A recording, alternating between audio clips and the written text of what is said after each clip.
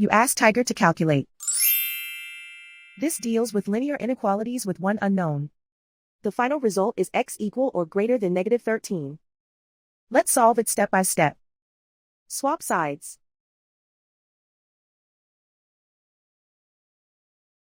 Group all constants on the right side of the inequality. Add 3 to both sides.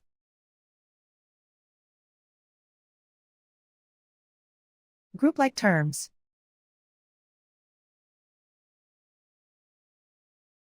Simplify the arithmetic.